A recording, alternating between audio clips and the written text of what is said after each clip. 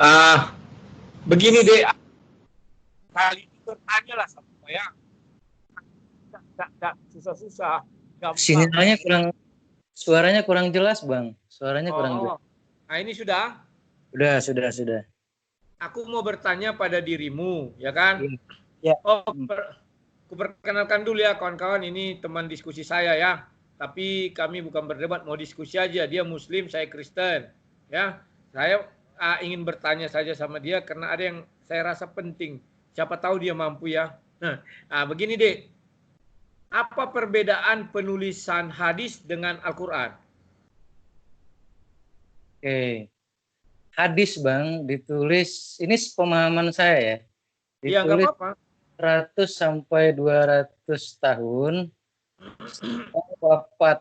Itu kurang lebih 100 sampai 200 tahun setelah wafatnya Rasulullah Shallallahu Alaihi Wasallam. Al-Quran ya.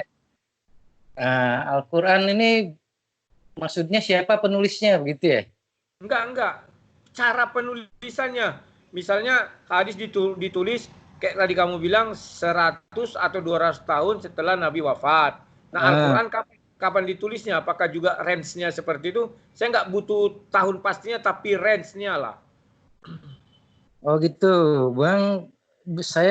Kalau saya ini berbeda dengan pemahaman Muslim pada umumnya ya, Bang. Ya. Kalau sepemahaman saya, sepengetahuan saya, sebelum ini ada, sebelum penciptaan langit dan bumi ini ada, Ya. Al-Quran itu sudah ada. Hmm. Al-Quran itu sudah ada. Ya, masukku dalam bentuk buku lah. Dalam bentuk buku itu. Ya, kalau dalam bentuk buku, semenjak saya lahir, semenjak abang lahir, Alkitab sudah ada, Al-Quran sudah ada. Dan Ya. bagaimana turunnya, anjalna ala kolbika, turun ke dalam hati, gitu ya Bang ya. Nah, Terus? penciptaannya itu anjal, turun di situ bukan maksudnya turun melayang dari langit satu, begitu ya Bang ya. Oh, saya tahu. Bukan. Jadi Ya. yang menjadi pemikiran saya selama ini kan berpikir begini loh. Kalau hadis dituliskan kan ada perawinya. Ya. Artinya ada silsilah ucapan-ucapan tersebut. Ya. Nah, kalau itu berjarak 200 tahun berarti kalau boleh saya katakan 5 atau sampai 7 generasi kan? Boleh dibilang seperti itu, bisa. Okay. Nah, 5 sampai 7 generasi diucapkan turun temurun kan demikian. Maka ditulislah di hadis nama-nama perawinya. Ya. Contoh mulai dari Siti Aisyah kemana kan jelas itu ya. Ya bang. Nah, berarti boleh kita katakan orang nomor 2 atau yang menerima pesan kedua, berarti contoh Siti Aisyah meriwayatkan sama siapa gitu kan? Ya. Nah, orang nomor 2 artinya dekat dengan Siti Aisyah.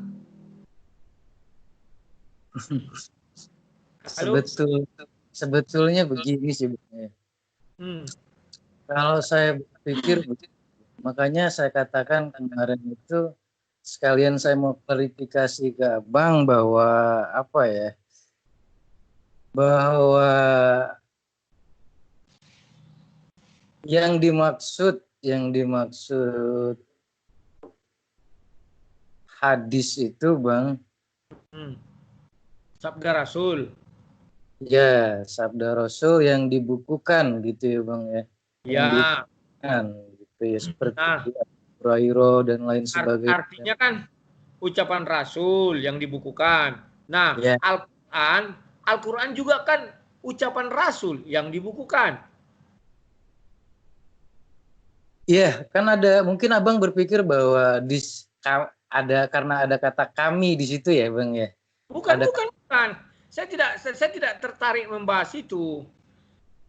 Saya tertarik memikirkan hadis adalah ucapan Rasul yang dibukukan.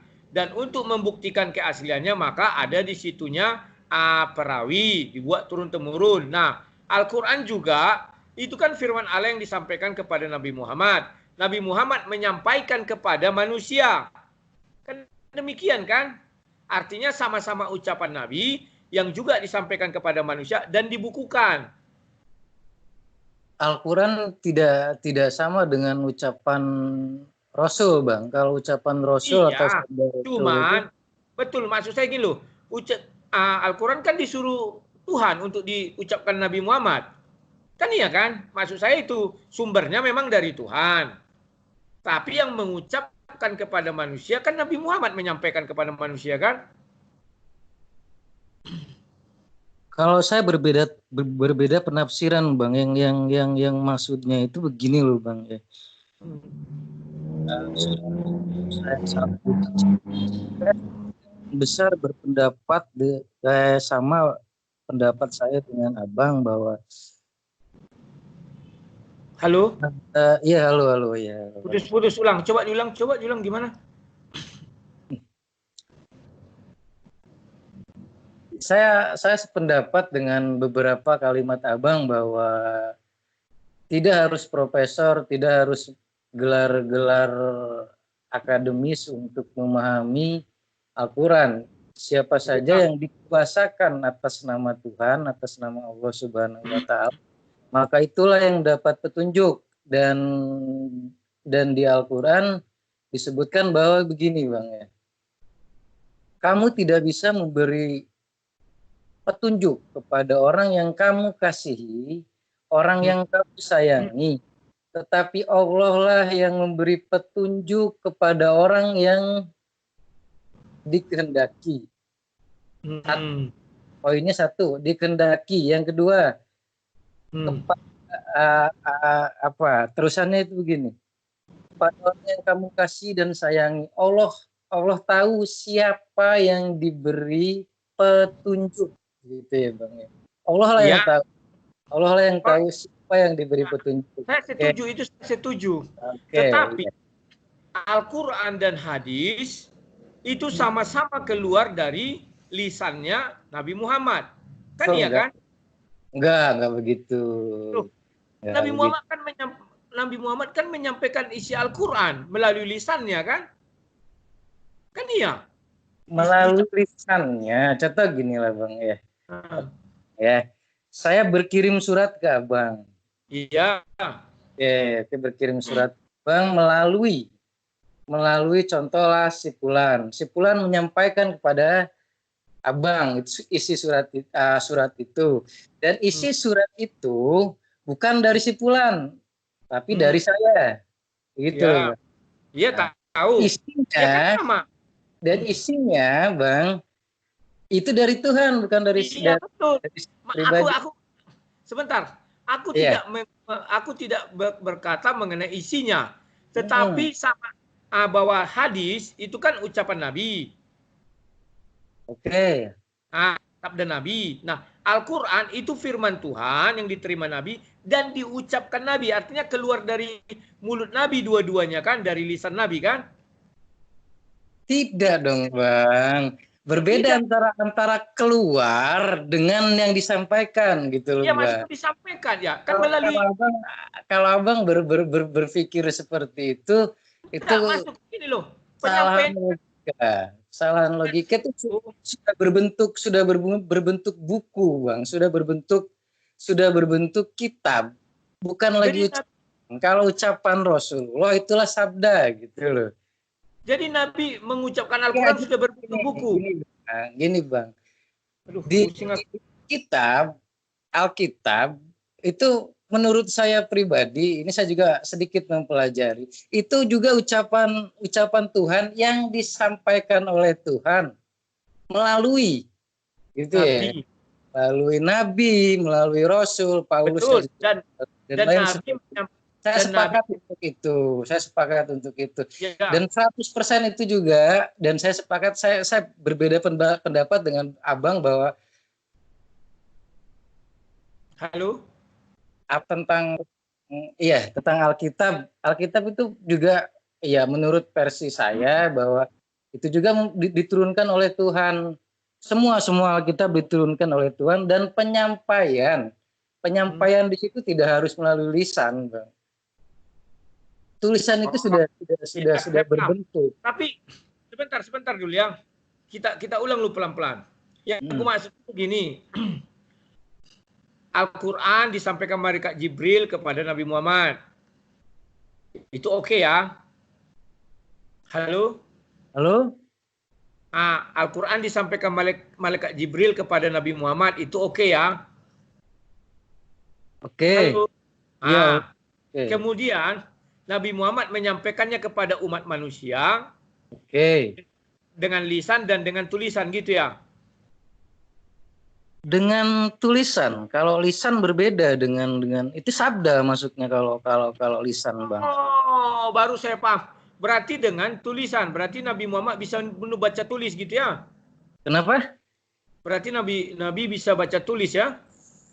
Ya, sebagian orang berpendapat bahwa Bang, abang begini, Bang. Cara menerjemahkan Al-Quran begini, Bang. Saya bukan menerjemahkan, Dik.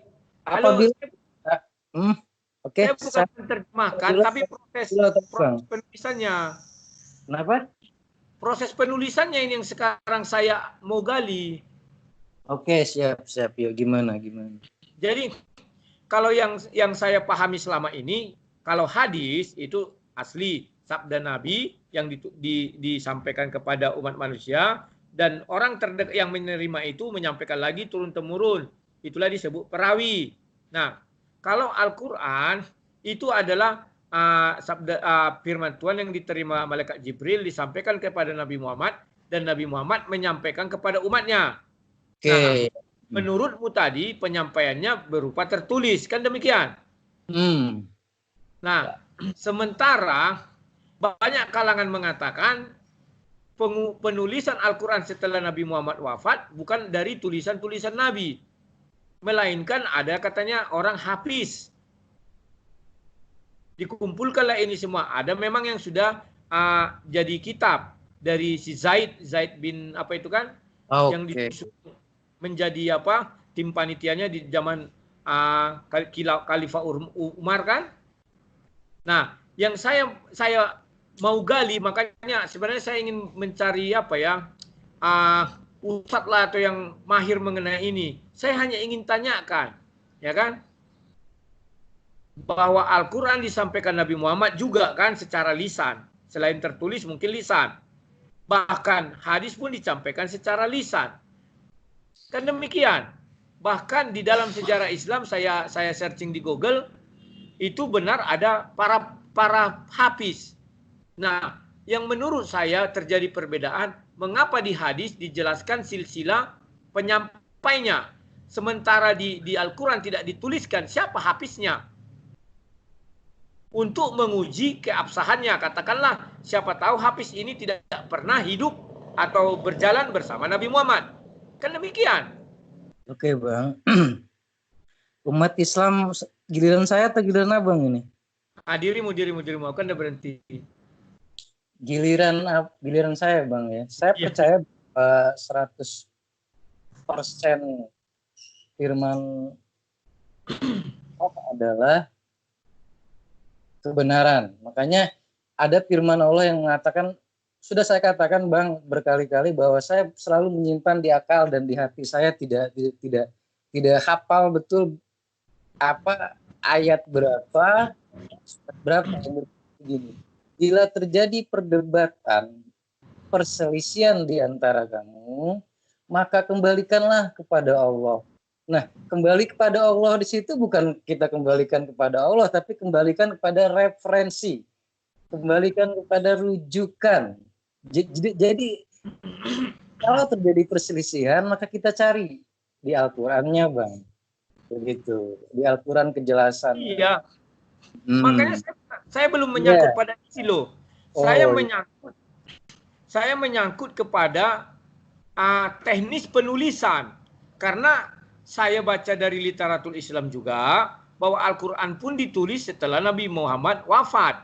Katakanlah 200 tahun kemudian dibukukan menjadi kitab. Kan demikian. Artinya ada di situ rentang waktu 4 generasi lah paling singkat, 4 generasi. Artinya perawi pertama apakah masih hidup? Tentu tidak. Saat itu dituliskan kan. Nah, apakah Hafiz pertama masih hidup? Juga tentu tidak. Mengapa di hadis kok bisa diturunkan silsilah perawinya, sementara di Al-Quran tidak dituliskan sumbernya dari mana? Saya ingin berbicara, Bang. Saya tidak ingin bersejarah di sini, Bang. Kalau ingin mencari kebenaran, maka carilah kebenaran itu. Kalau menurut Abang Alkitab itu benar, carilah kebenaran di Alkitab. Kalau menurut saya di Al-Quran itu sudah 100% kebenaran. Kalau kita berkutat sejarah, untuk apa sejarah, Bang? Sejarah tidak berarti apa-apa untuk kehidupan kita sekarang dan seterusnya. Saya sepaham denganmu, tapi saya mungkin bisa berasumsi ya, kamu mengikut saya loh. Karena saya tidak mengikuti, Bang. Saya tidak mengikuti Abang. Sebab setiap orang bertanya, sebentar lu, sebab orang setiap bertanya begini, saya bilang loh, kita ini adalah pengikut. Alkitab itu sudah ada, Al-Quran sudah ada, isinya yang kita imani sekarang. Ya kan gitu sering bilang kan. Kalau kamu nanya siapa menulis, siapa ini, kita jadi bisa kacau kayak yang aku bilang tadi. Siapa Hafiznya dah 4 generasi dah mati dah. Nah, kita tidak mengerti bahwa mereka benar atau tidak. Tapi kalau oke lah, Nasrani Alkitab. Kita kembali ke situ dong. Kembali jangan nanyain berapa usianya. Nah, itu Sinandar. Saya tidak pernah nanya usia. Itu, Bang. Apalagi nanti tiap orang berbeda pendapat. Dia tidak waras lagi tuh, Sinandar tidak waras itu. Panik dia kan. Gitu, Bang. Makanya aku setuju dengan Mude. Kalau kita berdiskusi tentang Alkitab, maju terus, jangan lihat ke belakang lagi. Karena kita sama-sama pengikut kan? Iya. Kita pengikut hanya mengimani apa yang ada. Kan demikian. Iya, dan mencari kebenaran. Mana yang benar? Ya, carilah kebenaran, isinya. Jangan cari kayak seperti tadi itu kan, karena itu sulit dijawab. Dan tiap orang berbeda-beda pendapat. Apakah Tuhan mengizinkan kita untuk berbeda pendapat atau tidak? Karena Tuhan itu satu, jelas menurunkan satu. Begitu, ada pun tambahan-tambahan hanya untuk memperkukuh dari satu itu, gitu ya. Bukan untuk mencerai-beraikan isi dari ketetapan Al-Quran dan Alkitab, gitu ya. Kalau kita berbicara sejarah, anggap sajalah bahwa Alkitab itu sejarah. Untuk apa sejarah, Bang? Saya tidak ingin bersejarah di sini. Saya ingin Saya paham pemikiranmu. Oke, saya ucapkan terima kasih. Kita cukupkan dulu sekian ya. Bang, yuk.